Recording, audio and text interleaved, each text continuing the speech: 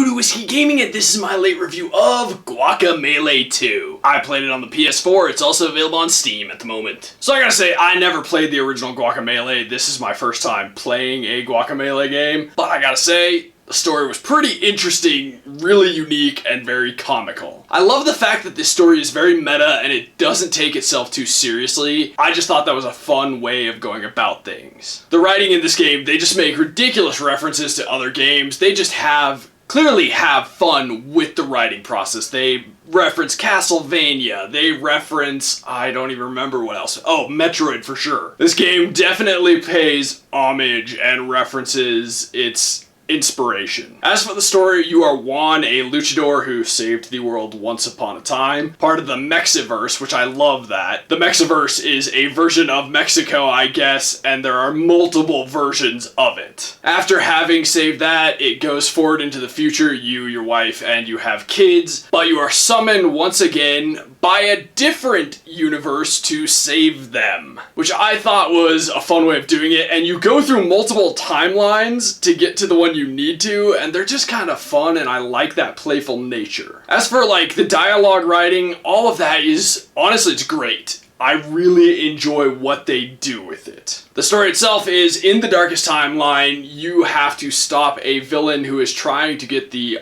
what is it? I think it was the ultimate guacamole. I can't remember if that was what it was called. But it was a guacamole. It was a special recipe of guacamole, and he thinks he will gain, like, ultimate power if he gets it. So you have to venture across the world and beat up his minions and stop him. Now, as for the audio, I really enjoy the music and the sound effects in this game. There was no voiceover that I'm aware of. I don't recall there being any. But that being said, I really like the music. It works with the game as a whole. As for the gameplay, it's a Metroidvania style game, and as any good Metroidvania style game, you get new abilities as you progress, you get new fighting abilities that can be used for all sorts of other things to explore the map. There are some RPG elements as well when you collect money from beating opponents that you can utilize in order to further enhance your character. And then there was a moment in this game when I thought it couldn't be much goofier, and it got goofier, but they use it so well in an excellent gameplay manner. You can turn into a chicken.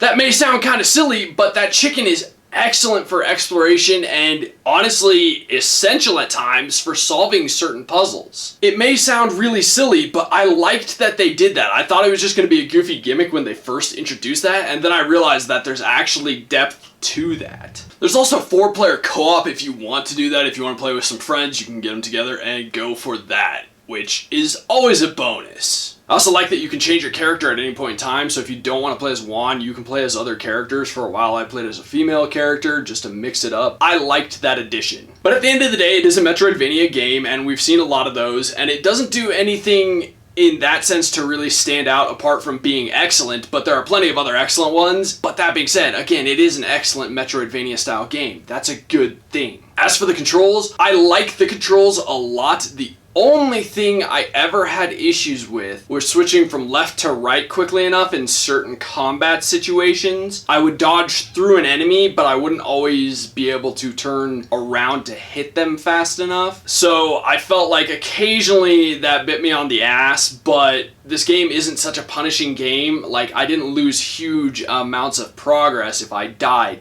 due to that. Otherwise, I feel like the controls work very well in this game, so that's not a knock overall. I think they work well. That was my only real complaint with the controls at any point in time. Now, as for the graphics, this is something that I have shit on games for and praised games for, but they're never the main judgment point for a game. But I will say this, and I'm gonna draw a direct comparison because I played it and reviewed it not that long ago. Chasm. I shit all over Chasm because of its art style. I love Guacamelee's art style. I'm so sick of that retro shit, so something like Guacamelee was nice. It has its own art style, and it's not that pixelated shit that we see everywhere nowadays. I'm so burnt out on that, so Guacamelee's unique, very colorful art style is fantastic. I loved it. I loved the way they look. I love the effect. I love the design of the world. I love the design of the characters. I just thought it was all really well done from a graphical and art style standpoint. I may love it a little bit extra because I am so sick of that retro look, but I do really enjoy this. I like that it does something to stand out nowadays when everything is awash in that retro look. So overall, my thoughts on Guacamelee are go buy it. I really enjoyed it. It was a great Metroidvania style game. It actually does stand out in its quality. Everything it does, not necessarily new, but it does it so very well. That being said, I also loved the humor in this game. I actually found myself legitimately laughing, so that's always a good thing. But yes, recommended. Buy it. If you have a PS4, if you have Steam, get it. I'm sure eventually it will come out on the Xbox. Get it then, but it is worth it. Okay, so in the comments below, why don't you tell me if you're a fan of luchador wrestling? And as always, thanks for watching. If you enjoyed the video, please hit that like button, and if you like what I'm doing in general, share, subscribe.